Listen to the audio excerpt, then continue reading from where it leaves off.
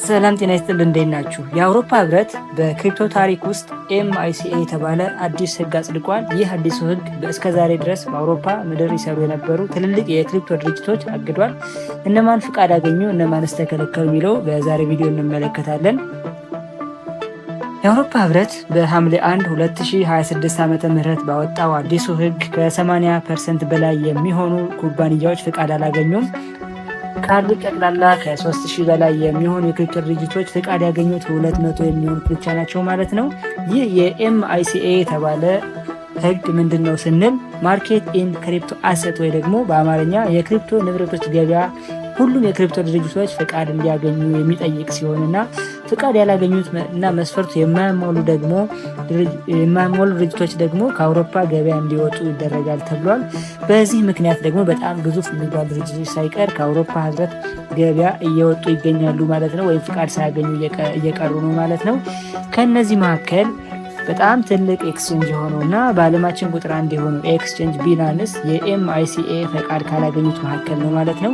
ይህም ከዛሬ ጀምሮ በፈረንሳይ፣ በጣሊያን፣ ፖላንድ፣ ስፔን ውስጥ ያሉ ደንበኞች ተቀማጭ ገንዘብ እንዳይጨምሩና ወይ ደግሞ አዲስ የባይናንስ ዋሌት ወይም አዲስ የባይናንስ መለያ መስፈርት እንዳይከፍቱ ተከልክሏል ማለት ነው። በዚህ ተከትሎ ደግሞ ባይናንስ ከ20 ሚሊዮን በላይ ደንበኞች በአውሮፓ ሊያጣ ይችላል ተብሏል። ሁለተኛው በአውሮፓ ህግ መሰረት ከአውሮፓ የታገደ ድርጅት ደግሞ ቴዘር ነው። ግዙፉ ቴዘር በስራ አስፈጻሚ በኩል እንዳለው ከሆነ አውሮፓ በጣም ህጋቸው በጣም ከባድና የአውሮፓ ህግ ለማስፈጸም አልፈልግም፣ ህጋቸው ከባድ ነው ብሏል። በዚህም ራሴ ከአውሮፓ ምድር አገላለሁ ብሏል፣ ወይም ከአውሮፓ እወጣለሁ እያለ ነው። ይህም ሁለተኛው ግዙፉ የተከለከለው ካምፓኒ ነው ማለት ነው፣ የክሪፕቶ ካምፓኒ ነው ማለት ነው።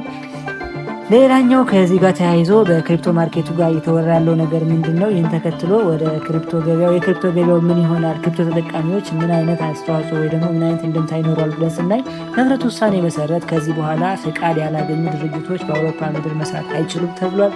ከዚህ በኋላ ፍቃድ ባላገኙ የክሪፕቶ ድርጅቶች ገንዘባቸው የሚያስቀምጡ ሰዎች ደግሞ ገንዘባቸው ሊያጡ ይችላሉ ሲሉ አስጠንቅቀዋል ባለስልጣናቱ ማለት ነው።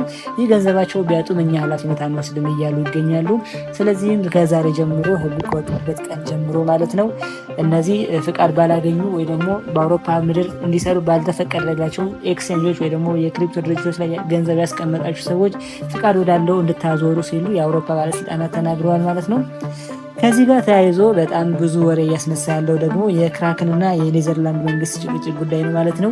ክራክን የተባለው ኤክስቼንጅ የክሪፕቶ ኤክስቼንጅ በኔዘርላንድስ መንግስት ፍቃድ ባለማግኘቱ ምክንያት ከ30,000 በላይ የሚሆኑ ደንበኞቹ ገንዘባቸው እንዳያገኙ አድርጓል ማለት ነው። በዚህ የተነሳ የኔዘርላንድስ አቃቤ ህግ ኩባንያው እንዳይጠፋ ጥንቃቄ ይደረግልኝ ሲል ጥያቄ ያቀርቧል። የወንጀል ምርመራ የተደረገበት መሆኑ የኔዘርላንድስ አቃቤ ህግ አስታውቋል ማለት ነው። ሌላው በአውሮፓ ህብረት ፍቃድ ካገኙ ትልልቅ የአውሮፓ ድርጅቶች የክሪፕቶ ኤክስቼንጆች መካከል ደግሞ ኮይንቤዝ የመጀመሪያው ሲሆን ኮይንቤዝ፣ OKX፣ Crypto.com፣ ባይቢት፣ ቢትስማፕ እና ሌሎች ወደ 200 የሚጠጉ ድርጅቶች በዚያ ተጠቀሱ ማለት ነው ፍቃድ አግኝተዋል። ይህ ህግ በመውጣት ተከትሎ ደግሞ ሌላው ከዚህ በፊት በክሪፕቶ ዓለም ውስጥ ያልነበሩ ወይም በክሪፕቶ ኢንቨስትመንት ውስጥ ያልነበሩ ትልልቅ የአውሮፓ የፋይናንስ ተቋማት ወደ ክሪፕቶ ሊገቡ እንደሚችሉ መረጃዎች እያሳዩ ይገኛሉ።